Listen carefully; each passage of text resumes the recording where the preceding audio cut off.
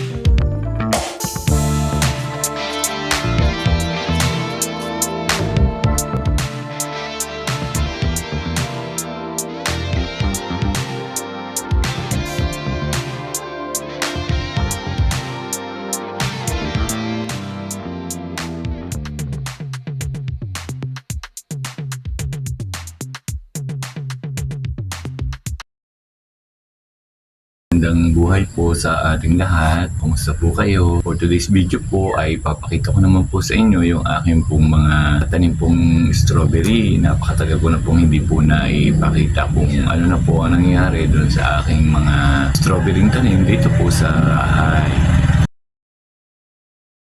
Papakita ko po sa inyo kung yung pong ating tanim na strawberry ay ganda po ang kalagayan. Bagay din po ba din sa aming lugar, kung ito po ba ay mabubuhay ng ayos, kasi po usually po ang strawberry po ay malalamig na lugar daan po ata nabubuhay, no? Pero ngayon po nagsumubok po akong magtanim, kaya titinan ko din po kasi usually po ay nagpupuntahan pa po ng Baguio para po makakita po ng mga strawberry. Yung pong sa mga una ko pong video about strawberry ay bumili nga po ako sa online para po at saka po dun sa aking BFF at aking pong sinubukan pong magtanim kasi gustong gusto ko po talagang magtanim ng strawberry. Natutuwa po ako dun sa mga video ng iba pong mga vloggers na o content creator na nagtatanim po ng strawberry ay buhay naman din po, kaya sinubukan ko po. Papakita ko rin po sa inyo ang aking tanim na strawberry.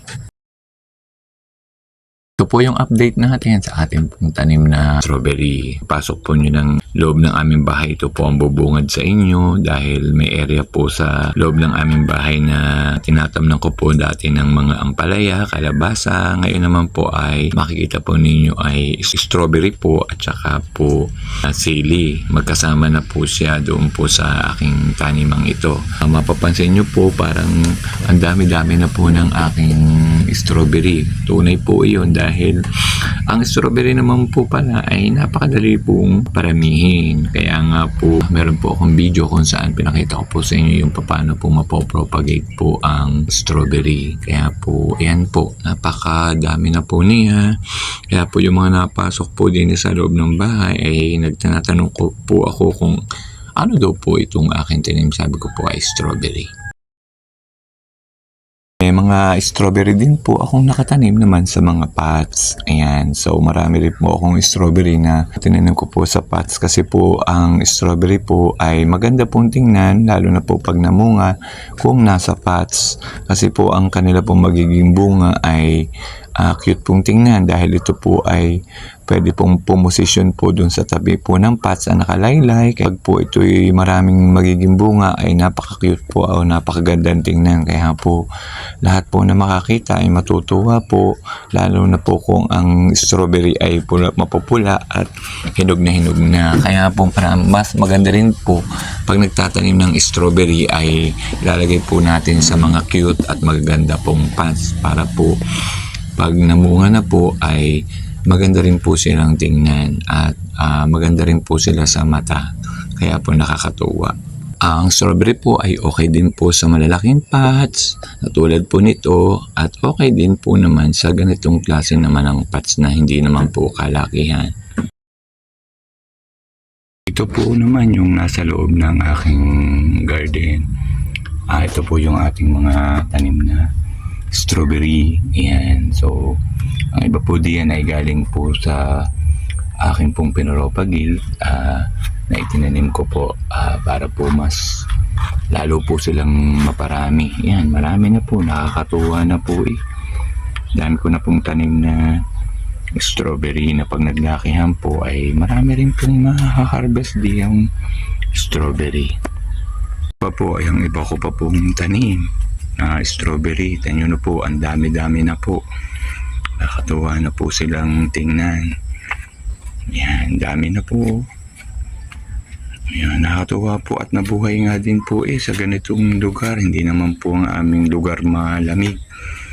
Pero nakabuhay po tayo. Kaya nakakatuwa po. Ayan po. Dami na po. Yan po ay mga tinanim ko galing po dun sa Pinoropagi. Pero dami na po nila. Nakakatuwa po.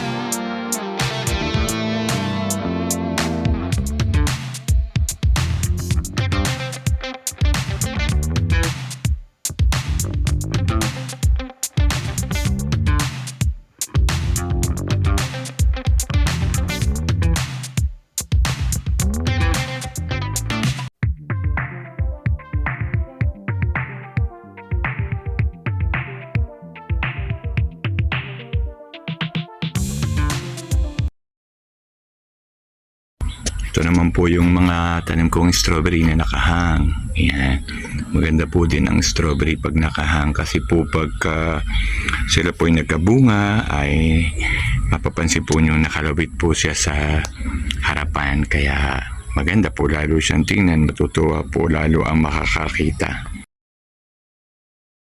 Ito naman po yung ating na-propagate pong strawberry. Doon po sa mga una ko pong video about strawberry, meron po akong video po nung pagpo-propagate po ng strawberry. Kung gusto po nyong makita, pwede po nyo uling mapanood po doon sa aking YouTube channel. Tingnan na lang po ninyo para makita po nyo kung paano magpadami.